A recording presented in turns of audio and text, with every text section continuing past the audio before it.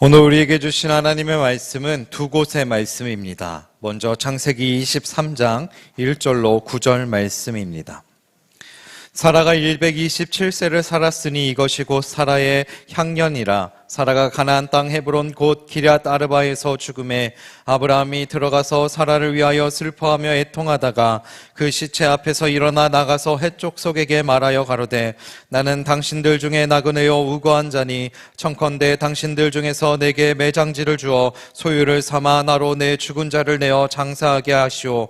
헷족속이 아브라함에게 대답하여 가로되 내 주여 들으소서. 당신은 우리 중 하나님의 방백이시니 우리 묘실 중에서 좋은 것을 택하여 당신의 죽은 자를 장사하소서. 우리 중에서 자기 묘실에 당신의 죽은 자 장사함을 금할 자가 없으리이다.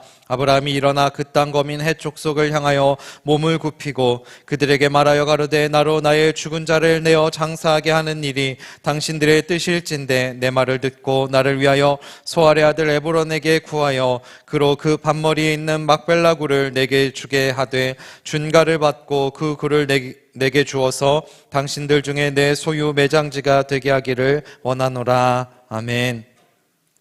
이어서 16절로 20절 말씀입니다. 아브라함이 에브론의 말을 조차 에브론이 헷족속에 듣는 데서 말한 대로 상고에 통용하는 은 400세겔을 달아 에브론에게 주었더니 마므레와 막벨라에 있는 에브론의 밭을 받고 그 속에 굴과 그 사방에 둘린 수목을 다 성문에 들어온 헷족속 앞에서 아브라함의 소유로 정한지라. 그 후에 아브라함이 그 안에 사라를 가나안 땅 마므레와 막벨라 밭 굴에 장사하였더라. 마므레는 곧 헤브론이라. 이와 같이 그 밭과 그 속의 굴을 헷족속이 아브라함 소유 매장지로 정하였더라. 아멘.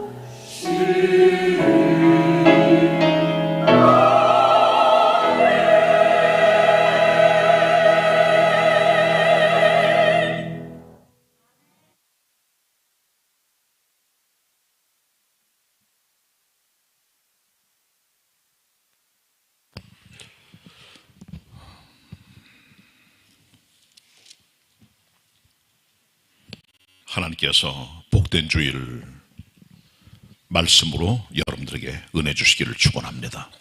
축원합니다.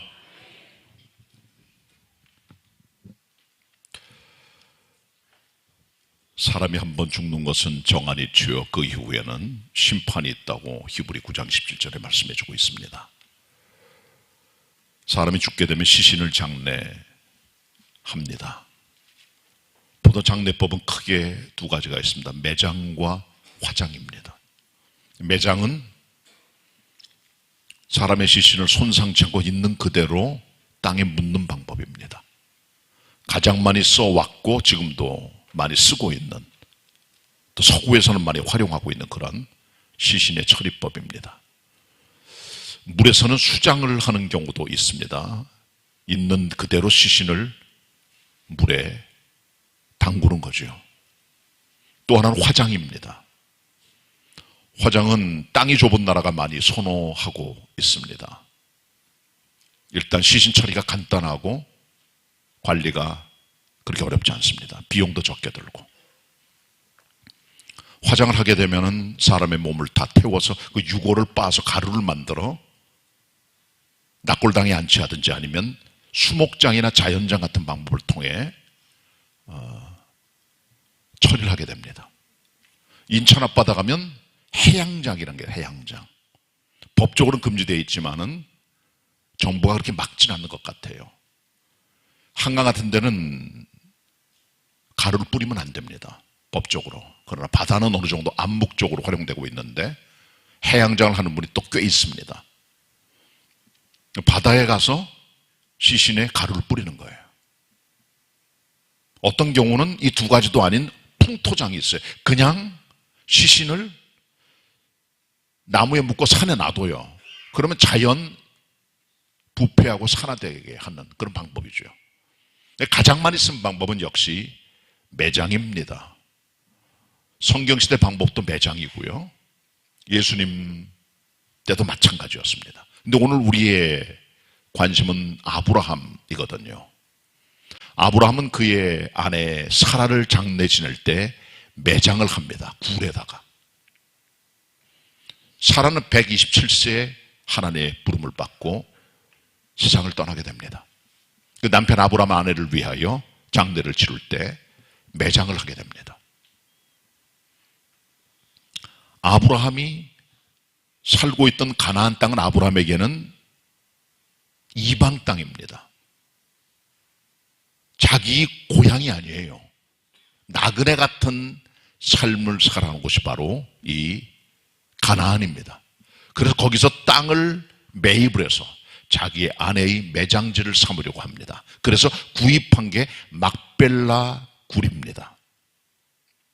오늘 설교의 포커스는 아브라함의 물질관 네 번째 설교인데, 어떻게 아브라함이 자기 아내 사라의 무덤을 매입하면서 어떤 종류의 부동산 거래를 이루었는가 하는 내용에 대한 기독교적 가치관을 배우는 겁니다.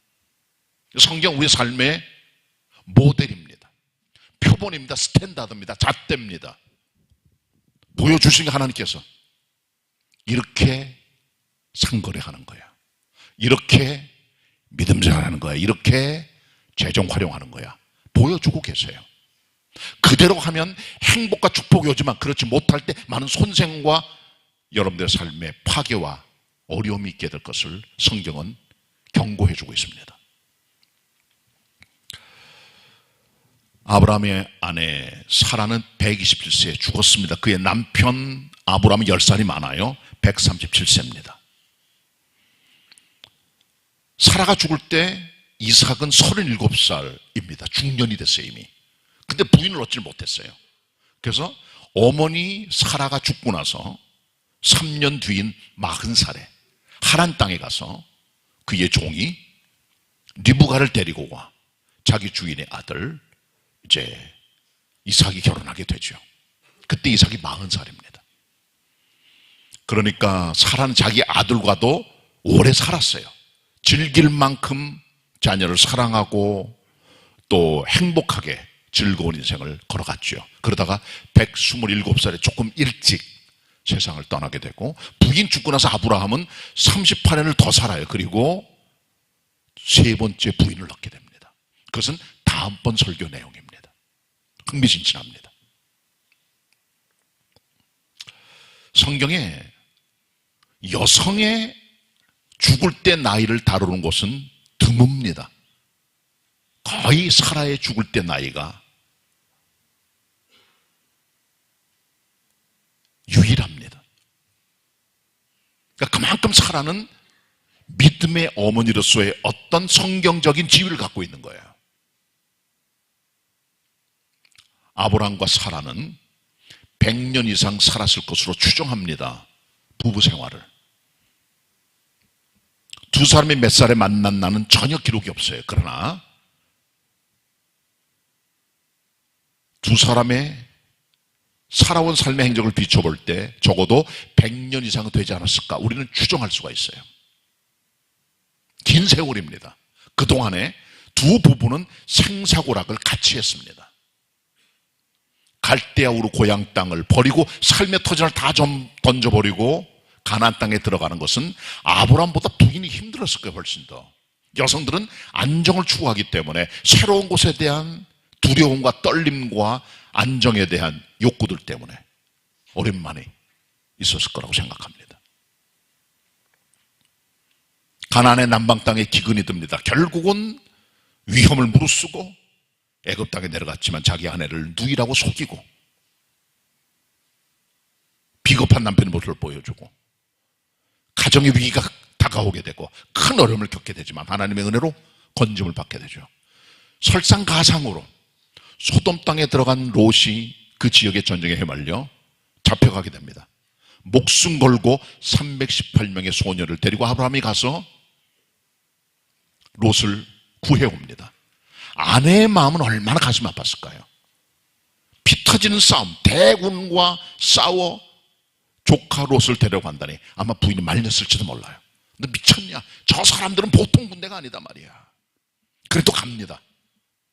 그 사람 마음은 조마조마했을 거예요. 거기다가 하나님께서 약속을 해주셨어요. 아브람과 사라에게 자식을 주겠다고. 이미 그때 사라는 경수가 끊어졌습니다. 애를 낳을 수 없어요. 불가능해져요. 사라는 믿지를 못했어요, 제대로. 근데 하나님께서 이 집에 이삭이라는 아들을 주기 전에 기다림을 갖지 못하고 조급했던 그 아내가 자기 남편에게 우리가 자녀가 없으니까 첩을 들이시오. 그래서 사라의 여종인 하갈을 첩으로 들인 거예요. 거기서 아들이 나와요. 그게 이스마엘입니다. 이게 아랍 쪽 속에 지금이요. 중동 지역에. 그 풀입니다, 그게.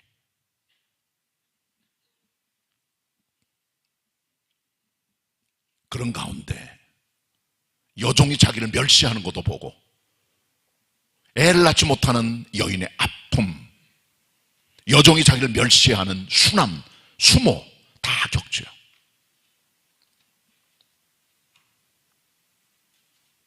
그러다 하나님께서 자녀를 주시죠, 이 집에.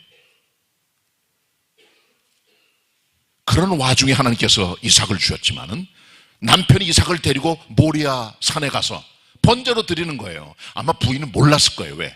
알았다면 뜯어 말렸겠죠. 그런 인생의 소용돌이와 긴 삶의 풍파를 겪으면서 남편과 아내 아브람과 사라는 따뜻한 삶의 애증이 있었을 겁니다. 그리고 아내가 죽은 거예요. 아브라함은 이 아내를 위하여 슬퍼하며 애통합니다. 영어 성경은 mourning and weeping. 슬퍼하고 애도하며 눈물을 흘렸다는 거예요. 본문 같이 봅니다. 창세기 23장 1절부터 3절까지입니다. 먼저 제가 읽을게요.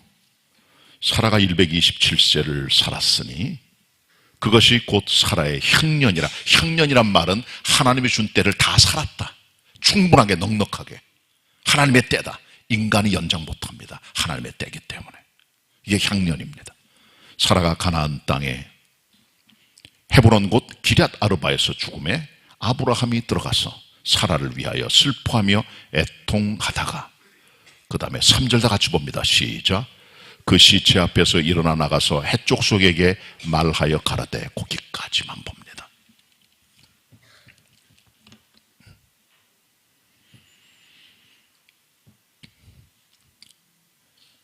가족들이 세상을 떠났을 때 애도하는 기간은 다 달라요.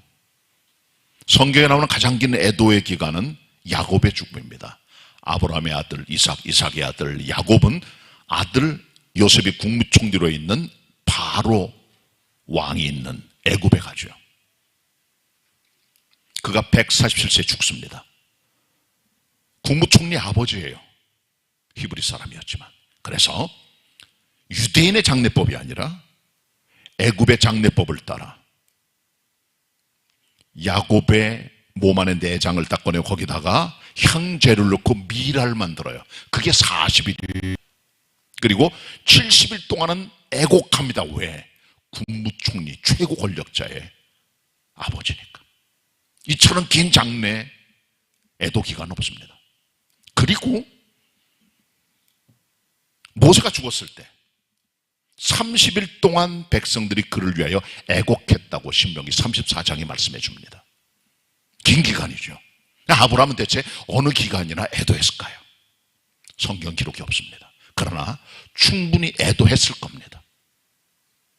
아내를 사랑했고 아내가 세상을 떠났기 때문에. 근데 그는 거기 머물러 있지 않았어요. 정신을 차립니다. 장례 치러야지. 슬퍼하다가 일어납니다.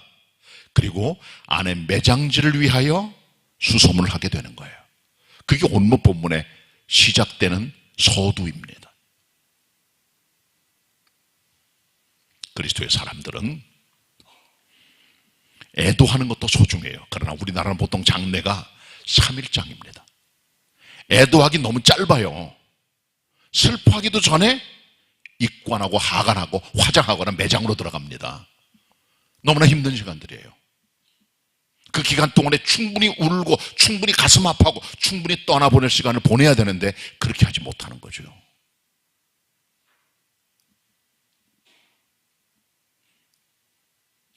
사람이 세상을 떠났을 때 너무 세상 떠난 분 애도하고 슬퍼하는 게 길어지게 되면은 장례 못 치러요. 약간은 정신을 차려야 돼요. 정말 남편을 사랑했던 부부관계가 있을 때 배우자가 먼저 떠나보낸 그런 경우에는 그래도 정신 차릴 만한 30% 에너지는 갖고 계셔야 돼요. 어떤 분은 실성한 분도 계세요. 인사불성이에요. 엉엉 울고. 그래도 조금은 남겨두세요, 에너지를. 아브라함은 아내 때문에 슬펐어요. 왜? 100년 가까이 살았잖아요. 우린 길어봐야 50년, 70년, 80년 더 오래 살아봐야 되게 그렇습니다. 아브라함 100년 이상을 산 부부라고 비춰볼 때 아브라함의 애도했던 기간이 얼마인지 모르지만 그러나 그는 정신을 차리고 일어나서 아내 장례에 들어가게 됩니다. 제일 중요한 게 뭡니까? 매장지예요. 찾아야 됩니다. 이제 매장지를. 애도는 끝났고. 아브라함 매장지를 찾을 때요, 아브라함은 장소를 봐뒀습니다. 어떤 것이 좋은 매장지인지. 그것이 바로 뭐냐? 그가 아내가 죽은 헤브론, 헤브론은 마므레의 나중의 이름입니다. 마므레 옛날 이름이고 또 이 지역의 이름은 여호수아 때는 기럇 아르바예요. 아낙 자손들과 거인들이 살고 있던 동네고 요새 지역입니다. 이 헤브론은 해발 고도 900m입니다. 예루살렘에서부터 남쪽으로 24km 떨어져 있는 도시입니다. 옛날에는 800명이 사는 작은 도시인데 지금은 20만 명 이상이 살아가고 있습니다. 팔레스타인 사람들이 지금 지배하고 있어요. 이 지역을요. 헤브론입니다. 여기 부인이 죽었어요. 이 지역은 전통적으로 해쪽 속의 땅입니다. 해쪽 속은 우리가 국사교과서에서나 아니면 세계교과서에서 배우는 히타이트 족속입니다. 번역할 때 해족설 했지만 원래 영어성은 히타이트라고 되어 있어요. 철기 문화의 발명자들이에요. 강력하고 호전적이면 싸움을 좋아하는 민족들 가운데 아브라함이 들어가 살고 있었던 거죠. 거기서 장례를 치르게 됩니다. 매장지를 찾은 거예요. 그 매장지가 해쪽 속의 땅에 있는 막벨라란 굴입니다. 막벨라란 이름의 뜻은 더블, 둘이란 뜻이에요. 이중이란 뜻이에요. 그러니까 막벨라 굴은 안쪽 굴과 바깥쪽 굴의 두 개로 이루어지지 않았을까 추정을 하거나 아니면 많은 사람을 장례할 수 있는 넓은 안의 굴로 추정을 합니다. 그래서 더블이라는 뜻이에요. 크다는 뜻이죠. 여기 아브라함, 사라, 이삭, 리브가, 야곱, 레아까지 들어가서 장례를 치릅니다. 6사람이. 그게 막벨라 굴입니다. 그것만 살 수 없잖아요. 그래서 막벨라 굴이 있는 그 주변에 밭까지 다 살 수 있도록 아브라함이 마음에 작정을 하게 되죠. 그리고 이 매장지를 봐둡니다. 그리스도인들이 가족들의 죽음을 미리 염려하여 매장지를 봐두는 것이 나쁜 건 아니에요. 혹은 화장할 수 있는 미래 계획을 세고 낙골당도 봐두고 수목장이나 자연장, 난 프렌 짜는 것도 좋은데 거기 너무 신경 쓰시면 안 됩니다. 우리 아버지 돌아가시면 어디다가 장례 치르지? 우리 어머니는, 우리 가족들은 어떻게 하면 좋을까? 너무 걱정해서 어떤 분들은 90% 거의 관심이 가 있는 거예요. 오늘 아무것도 못해 그러면. 그건 어리석은 짓입니다. 10%나 5%만 갖고 계세요. 머릿속에. 예측을 하고 있다가 일이 딱 생기면 그때 일하면 되는 거지. 너무 준비 많이 하다가 죽음, 미래, 절망 그렇게 인생 사시는 거 아니에요. 왜? 우리는 살아있기 때문에 그런 겁니다.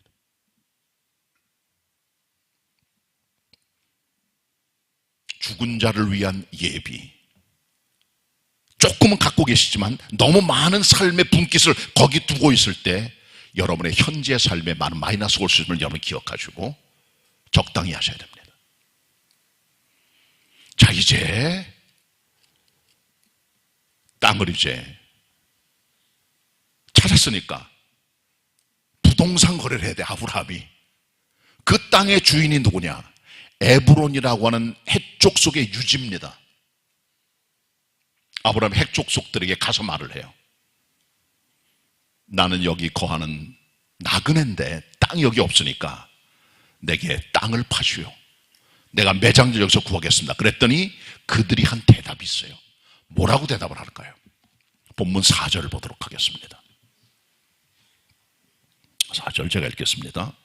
나는 당신들 중에 나그네요 우고한 자니 청컨대 당신들 중에서 내게 매장지를 주어 소유를 삼아 나로 내 죽은 자를 내게 장사하게 하시오. 해쪽 속의 아브라함에게 대답하여 가라되 같이 있습니다. 6절 시작. 내 주여 들으소서. 당신은 우리 중에 하나님의 방백이시니 우리 묘실 중에서 좋은 것을 택하여 당신의 죽은 자를 장사하소서. 우리 중에서 자기 묘실에 당신의 죽은 자 장사함을 금할 자가 없으리이다. 아브라함이 해쪽 속 가운데 점수를 잃어버린 게 아니에요. 내 주여. 영어 성경은 My Lord. 당시 하나님의 방백입니다. 우리 가운데 있는 하나님의 사람입니다. 매장지 원하는 대로 쓰세요 그랬어요. 그때 아브라함이 몸을 굽혀 이렇게 말합니다. 땅을 주시는 건 좋은데 제가 준가를 주고 제대로 가격을 쳐주고 매입하겠습니다. 그 말을 들은 땅 주인 에브론이 아닙니다. 당신에게 이 땅을 그냥 드리겠습니다. 쓰세요 그냥. 그때 아브라함이 아닙니다. 내게 합당한 가격을 치르고 땅을 살 수 있도록 해주세요 라고 정중히 거절하고 값을 치르기를 원하죠. 그리고 결국은 은 400세겔에 이 땅을 매입하여 아브라함의 가정 소유의 매장지가 되게 된 것이죠. 아브라함을 보세요. 이들이 아브라함을 향하여 이렇게 말합니다. 내 주여 들으소서. 당신은 우리 중에 있는 하나님의 방백 아닙니까? 우리 중에 하나님의 방백이란 말은 헬라 원어에 네시, 엘로힘, 아타, 베토게뉴라고 되어 있어요. 메시란 말은 raise up, lift up, 들어올린다.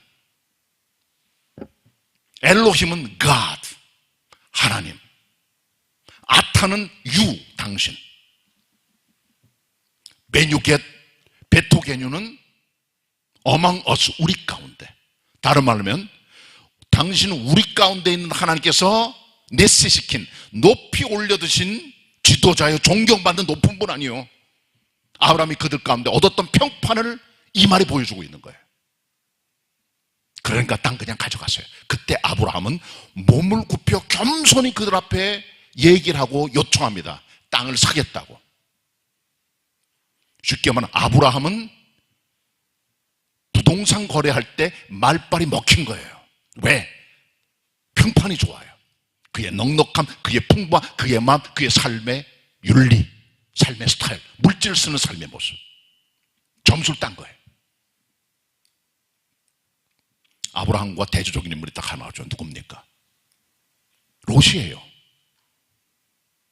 소돔 고모라 땅이 우상숭배, 동성애, 우상, 그리고 많은 음란한 그런 것들 때문에 하나님의 유황불의 재앙이 떨어질 때 그 소식을 들은 롯이 자기 가족들을 모아놓고 재앙 떨어지니까 빨리 도망가자.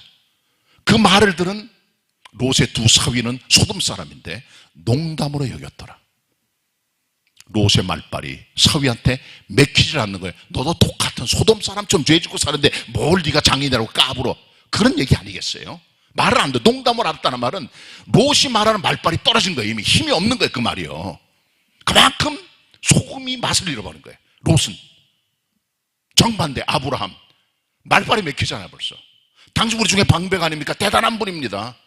난 그냥 드릴게. 이 정도까지 나갔다는 것은 아브라함 그들의 관계 속에서 아브라함의 어떤 평판의 아름다움을 발견하게 되는 겁니다. 여기까지가 본문에 관련된 내용들인데, 그렇다면 아브라함이 어떻게 부동산 거래를 하게 될까요?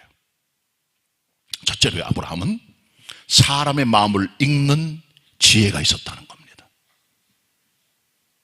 아브라함은 하나님의 사람입니다. 노련한 사람입니다. 그는 인간의 기억력이 오래가지 못한다는 진리를 깨달아 알고 있었어요.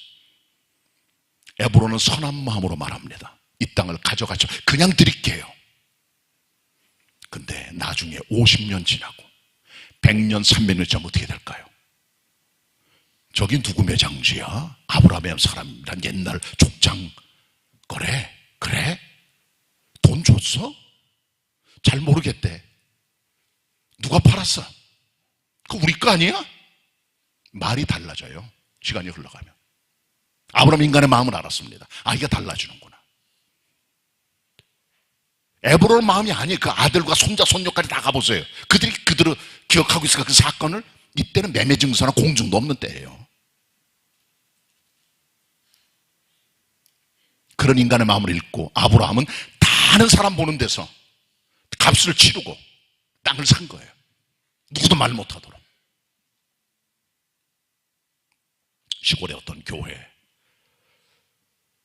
장로님 한 분이 내 땅을 하나님께 바칩니다 하고 땅을 예배당 건축 부지로 드렸어요.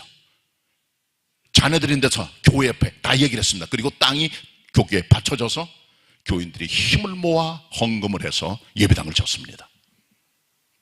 장로님 돌아가셨어요. 자녀들이 땅 내놓으라고 유언 들었으면서도. 교회는 법이 없어요. 왜? 장로님 말만 하셨거든. 등기부 등본이 없는 거예요. 말도 약속인데 그 약점을 이용해서 자네들이 가져가려고 재판 걸고 지금 아직 쟁송 중에 있습니다. 교회가. 인간의 마음을 아브라함이 읽었어요. 아, 인간의 마음이 이런 거로구나. 가끔 어떤 분들이 그런 얘기들을 해요. 야, 내가 시골에 임야가 있는데 와서 살아. 그냥 농사 짓고 집 짓고 살아. 내가 그냥 줄게. 말로만. 그때는 기분이 좋지요. 야, 땅이 넓으니까 우리 같이 살자 말하지만 그 사람 세상 떠나면 어떻게 되라고. 내가 집 줘놓고 싸울 거예요? 누가 어떻게 가져가죠? 그 재산 누구한테 가져갈 줄 알고. 그러니까 남한테 쉽게 말하시면 안 돼요. 내가 땅 있으니까 와서 살아. 손한 마음 좋아요. 그러나 그 다음에는 줄 거 아니면 말하지 마세요. 잠깐 그냥 몇 달 있다가 그건 괜찮아요. 그러나 여기서 살아. 안 줘놓고 무슨 일 벌어지라고. 말하지도 말고 믿지도 마세요. 그런 것들은 등기부 올라가기 전까지 내 거 아닙니다. 인간의 말은 변하는 거예요. 자꾸. 알고 계셔야 돼요, 이런 것들을. 너무 사람들이 희미하게, 그리고 개연적으로 인생을 살다 보면 구체적인 문제 가서 어려움 발생했을 때 나중에 큰 코 다칩니다. 그런 말 하는 도 조심해야 되고, 그 말을 듣는 분도 새겨 듣고 100% 믿지 마세요. 사람이 좋은 사람이 그런 말 많이 합니다. 넓은 마음으로. 그러나 줄곧 다니면서 그런 얘기 하는 분 많아요, 정말. 그런 말 하지 마세요. 나중에 문제 생깁니다. 받을 때도 야, 내가 한 달만 살다 올게. 그게 좋겠어. 이렇게 말하는 게 낫지. 잘 생각하세요. 왜? 인간의 마음 자꾸 바뀌고 소유꾼도 자꾸 바뀌기 때문에. 그걸 알았던 거예요, 아브라함이. 이건 아니다. 두 번째는요, 아브라함의 이제 지혜가 또 이제 나오게 되죠. 아브라함이 일을 진행을 하면서 오늘 본문에 보시면은 공증을 해요. 공증. 이 공증이 뭡니까? 민사 사건에 있어서 서로 법적 문제가 없도록 법적으로 안전장치를 주는 겁니다. 공증은 문서나 녹취록 같은 걸 통해서 그것이 사실을 변호사 앞에 공증하고 법적으로 보장받도록 보관하게 돼 있어요. 공증문서는. 이때는 그런 게 없었대잖아요. 어떻게 공증했을까요, 대체 이때는? 말이 공증인데 아브라함이 일부러 해쪽 속이 다 모인 데서 이 얘기를 나누게 되는 거예요. 다 듣는 데서.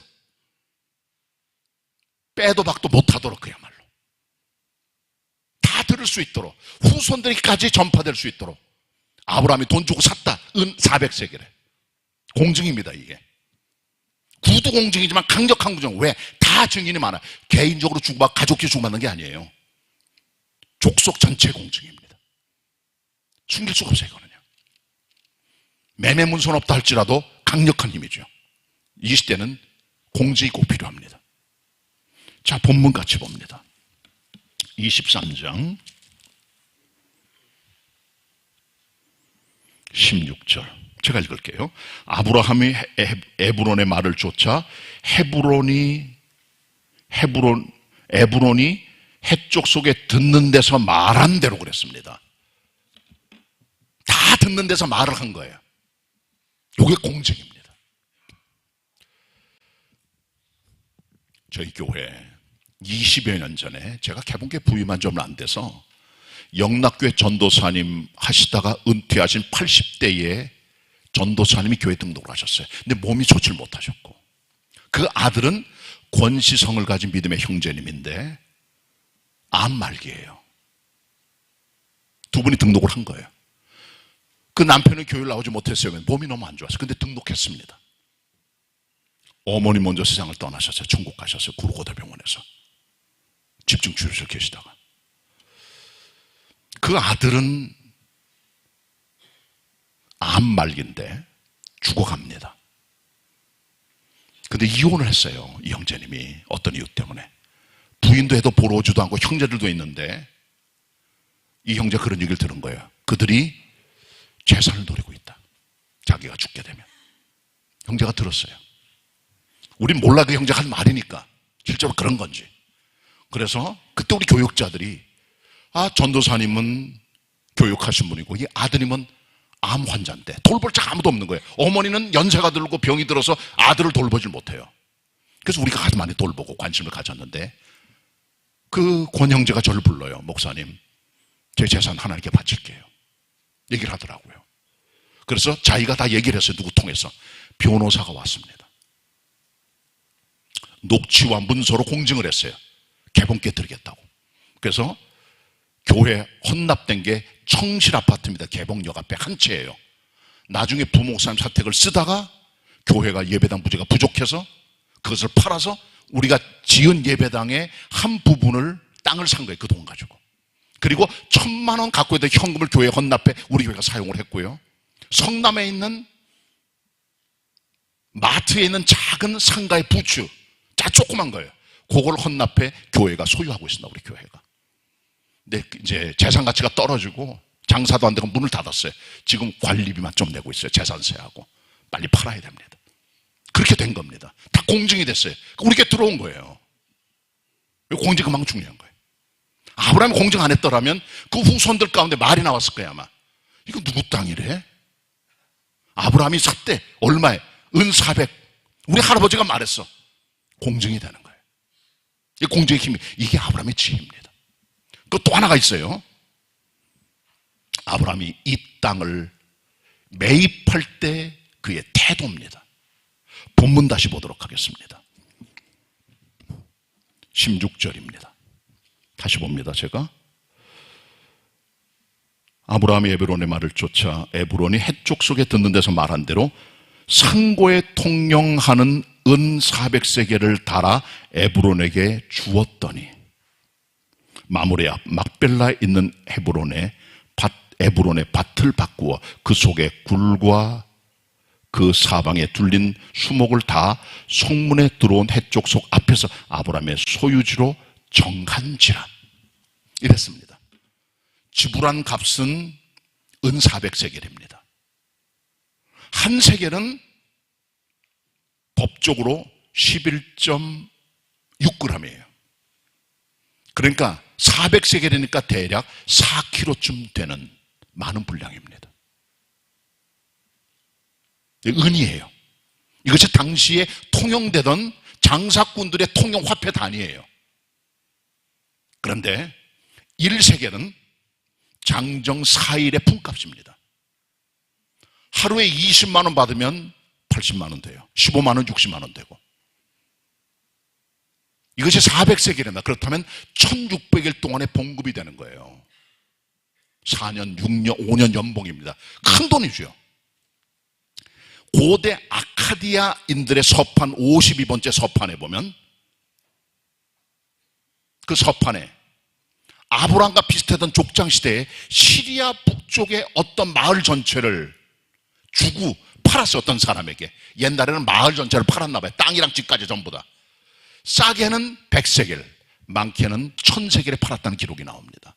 아카이드네 서판에. 아브라함 때예요. 여기도 별 다르지 않습니다. 중동지역이거든요. 그러니까 400세겔은 적은 돈이 아니고 아마도 막벨라 굴과 그 들과 야산은 싸구렸을지도 몰라요. 근데 그들은 제시합니다. 은 400세겔이라고. 조금 높게 감정가가 평가된 거죠. 아브라함은 군말 안 하고 그냥 삽니다. 은 400세겔에. 하나님의 사람들이 부동산 거래를 상거래할 때 너무 빡빡하고 너무 구두쇠다, 너무 깎는다, 그런 말 들으면은 하나님의 방백이란 아브라함 소리 못 듣습니다. 여유가 있어야 돼요. 교회에서 어떤 업자들과 계약을 맺거나, 여러분이 회사를 운영하다가 어떤 업자들과 계약을 맺거나, 가정에서도 어떤 일을 벌일 때 너무 깎으면은 싼 자재 쓰고 대강대 흘려. 왜? 돈도 똑바로 못한다. 그게 사람 심리인 거예요. 그걸 아는 사람은 덧붙여줘요. 10% 더 줄게. 그래, 좀 잘해주시오. 팁도 주고. 그래야 일이 되는 거예요. 사람이라는 게. 아브라함은 손업을 하는 게 아니에요. 우리가요, 돈을 허투루 쓰라는 게 아니에요. 넉넉한 마음입니다. 그래서 아브라함이 인정을 받은 거예요. 하나님의 방백이로 넉넉한 사람으로, 풍성한 주님의 종으로 받아들인 거죠. 너무 빡빡하게, 너무 인색하게 사시면 안 됩니다. 이게 그리스도인들의 거래 방법입니다. 어떤 교회 권사님 한 분이 동네 앞에 시장에 있는데 매일 이 권사님은 야채를 사러 밤늦게 가요. 그러면 야채가 다 시들었잖아요. 그걸 사오시는 거예요.